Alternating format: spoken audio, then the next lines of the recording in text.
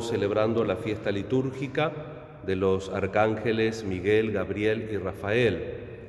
El origen de esta celebración en el misal romano es por la dedicación de la iglesia a San Miguel, que se encuentra en Roma, y después la tradición popular fue uniendo a esa dedicación la figura de estos tres arcángeles que están muy presentes en la Sagrada Escritura, en el Antiguo y en el Nuevo Testamento. El arcángel Miguel, es Rafael y Gabriel.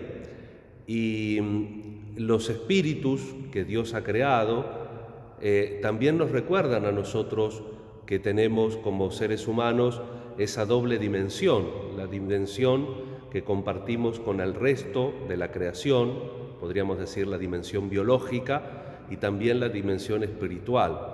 En una recta interpretación y vivencia de la fe, nosotros no podemos cerrar nuestros ojos a lo espiritual. Tenemos que tener una trascendencia. Para llegar a la trascendencia de Dios, también pasamos en la creación, por la trascendencia de estos seres que son puramente espirituales. Cada uno agota su esencia, tienen una presencia definitiva, es decir, que actúan y donde actúan están. Vieron que Jesús en el Evangelio también dice, hablando de los ángeles, de los pequeños, dice: cuidado con los pequeños porque sus ángeles están constantemente en la presencia de Dios. Los ángeles también, en la tradición de la Iglesia, los ángeles custodios están en la presencia de Dios, nuestros ángeles custodios. ¿Por qué? Porque están donde actúan. Al no tener una dimensión biológica, física, limitada al espacio y al tiempo como nosotros, tienen una mayor posibilidad de acción y pueden de una manera extraordinaria enfocar la misión que el Señor les concede y les pide a cada uno de nosotros. Uno de los termómetros, podríamos decir así, para medir la dimensión trascendente que nosotros tenemos en la vida de la fe, es qué lugar le damos a los ángeles en nuestra espiritualidad. Y sobre todo hoy, este termómetro tendría dos, digamos así, temperaturas. Tendría la temperatura correcta, porque si nosotros queremos arrancar de la Sagrada Escritura la figura de los ángeles, nos encontraríamos en un problema, porque tanto en el Antiguo como en el Nuevo Testamento está arraigada su presencia. Pero por otro lado también en el mundo moderno, en el mundo que se fija más en lo que le gusta, en lo que siente, en el voluntarismo, a veces a la gente le hace bien una espiritualidad como supraangélica, por así decirlo de alguna manera, y ciertamente estamos en un tiempo donde hay mucha superstición, donde a la tradición bíblica y catequética de la Iglesia sobre los ángeles, pedagógica también desde el orden de la creación, en cuanto a pensar a Dios creador, el hecho de que haya hecho un mundo espiritual, porque Dios es el triple, el totalmente santo, es el santo, santo, santo, el totalmente separado.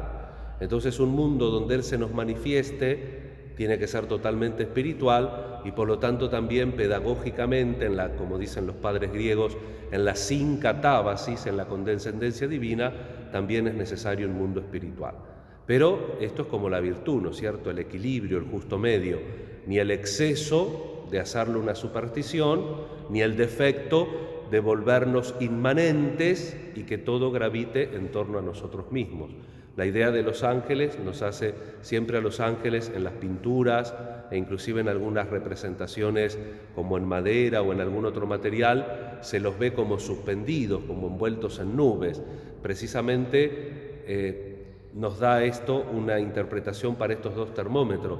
El supersticioso va a pensar que están siempre en las nubes, que están volados, y aquel que tiene la fe recta sabe que los ángeles vuelan, aunque no tengan la representación que le da el arte con las alitas y esas cosas, vuelan porque están en la órbita de Dios. Y porque estando en la órbita de Dios, siempre pueden estar en el aire, en el sentido de que siempre están cumpliendo la voluntad de Dios. Porque el mensaje más preciso del ángel es aquel que está siempre en la presencia de Dios. Y son mensajeros de Dios. De hecho, en hebreo ángel se dice Maalek, Y todos los ángeles que nombra la Escritura terminan con el nombre Él, con el nombre de Dios. Miguel, quien como Dios; Rafael, medicina de Dios.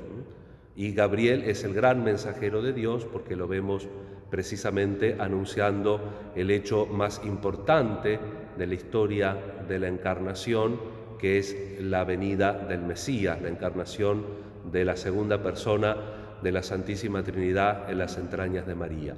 En el libro de Daniel, en el libro del Apocalipsis, lo vemos a Miguel trabajando por la unidad contra el dragón. En el libro de Tobías vemos cómo este ángel Rafael le cura los ojos, y para que podamos ver como signo de la fe. Y en el Evangelio de Lucas vemos cómo Gabriel anuncia ese plan de Dios. Y entonces la Iglesia primitiva asoció la función de los ángeles, que son estos espíritus puros que están en la presencia de Dios, a los obispos. Por eso en el Apocalipsis nosotros encontramos las 7 iglesias de Asia. Cuando se le habla al ángel, se le está hablando al obispo. Y acá, ¿qué función? Porque los obispos no tienen alitas, hemos visto ya eso, ¿no? Entonces, ¿qué función se asimila la del ángel al del obispo? Fundamentalmente en la primitiva iglesia el acento estaba puesto en la oración. Por eso cuando en la liturgia de las horas uno encuentra algún pastor, algún obispo, algún papa, siempre se dice este antifonario: este es el que ama a sus hermanos, el que ora mucho por su pueblo. Siempre el responsorio breve aparece así en el común de pastores. ¿Quién es el que ama a sus hermanos? El que ora mucho por su pueblo. Una de las funciones primordiales del ministerio episcopal era orar por su pueblo. Todo arraigado en la Biblia, ¿no es cierto? El obispo, cuando se elige a Matías, Pedro dice claramente: elegimos a uno para que con nosotros dé testimonio de la resurrección. Y cuando es el problema de las mesas, que los griegos se sienten un poco destratados con respecto a los judíos, y también Pedro conduce la elección de los diáconos, diversificar el ministerio del episcopado, presbiterado y del diaconado, dice: no es justo que nosotros dejemos de rezar para servir las mesas. Entonces instituyamos a 7 varones, etcétera, ¿no?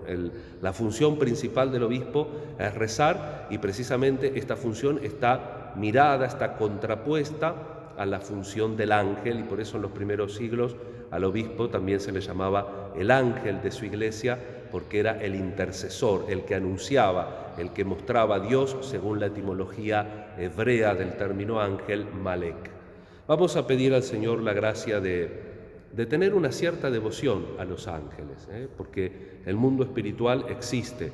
Una devoción cierta de que, decía Pablo VI en la década del 70, que el demonio insidia sofisticadamente el equilibrio moral de las personas. No es que toma la rienda de la persona y suprime la voluntad, insidia, va poniendo ideitas que me van apartando en definitiva de la presencia de Dios, que es la esencia pura del ángel, mostrarnos y acercarnos a la presencia de Dios.